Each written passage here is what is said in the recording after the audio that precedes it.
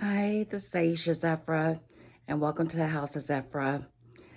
Today I'm going to tell you a story about my decision to change from one sales job to the next.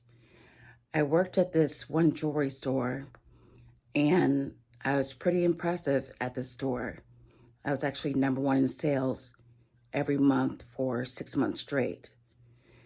And there was always this tension at the store because the other associates there would share their sales with other associates, and I was the only one that wasn't sharing mine. And I didn't believe in that because if I'm the one that actually performed the sale and closed it by myself, then why am I sharing my commission, my money, my livelihood with someone else? So the other associates, they had complained to the manager about me not sharing sales, and I was still making my numbers. It got to a point where my district manager had a meeting at our store, and she saw me, and she said 5 people have left the store, and with 5 purchases. And she goes, "How?" I said, "Because I don't believe, even if they're making a payment, I don't believe in anyone leaving the store without a purchase." So I was determined to make sure to turn every conversation that I had into a sale. And so one day when the district manager wasn't there, the store manager had a conversation with me, and she was pretty, I guess, harsh, and said, "Well, no one likes you at this store, so I think you should leave." And this store was not a very diverse store, if you know what I'm saying. There wasn't a lot of diversity. It's in a very country-like area called Snellville, Georgia, and there wasn't a lot of diversity there at all. So I told her I'm not leaving because other people don't like me. I come into the job, I do my job, and I go home. And I don't think I should have to leave for doing that. And later on that day, I contacted the district manager because she's the one that hired me. And I told her what the store manager had told me. And she had a conversation with that manager. And that manager ended up apologizing to me for what she said. She said, "Well, maybe we need to all work together, or realize that some people work better alone," or something of that nature. But it put a bug in my ear. It motivated me to look for another job. At the current job that I was working at this jewelry store, it was in a very small strip mall, and I felt like a lioness in a cage, like in a zoo. I was pacing back and forth, looking for the next sale, and it really wasn't busy enough to even have the amount of people that were there.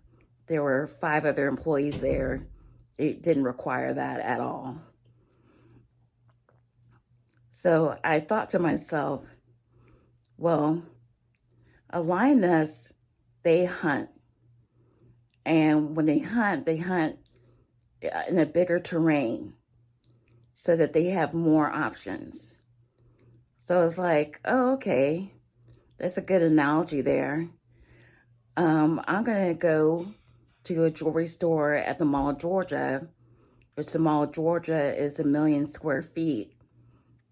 And I'm going to work at the jewelry store there. And my way of doing things propelled myself into just within 2 weeks, I was an assistant store manager. And within a month, I turned the store it was in Beaufort, Georgia, from a $500,000 store to $1 million store. So what that means after that is that that store gets higher grades of product and better choices in diamonds. So my strategy was not just to compete with the other jewelry stores that were at that mall, but to compete with all stores. Because everybody there not everybody there is looking for a wedding gift or their wedding ring. Sometimes they're looking for gifts for friends or family members. So I'm like, well, why not jewelry? That's the best fit for anything. It's personal. It's thoughtful. Why not? So when it was slow in my store, I would change from my heels and wear my sneakers, and I would just walk around the mall. And I'd walk around the mall doing my sales presentation for various people. And I would get them to come to my store so I could continue the sales presentation. And I felt like I was free because I had the terrain, I had the a million square foot terrain to work with. So I have all these stores that are my competitors, but I can compete with them too. So it really was a very blissful moment. I didn't have to worry about sharing my sales with anybody. Other people in the same company that I worked with closed sales on their own and made their own commission. And we were just trained to think that way.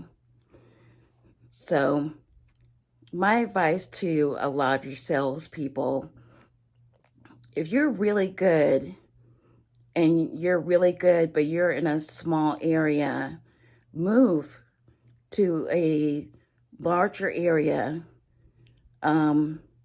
Not move like your stuff, but like transfer to a store or a company that has more customers, more competition, and more options for you to make your numbers and exceed your numbers.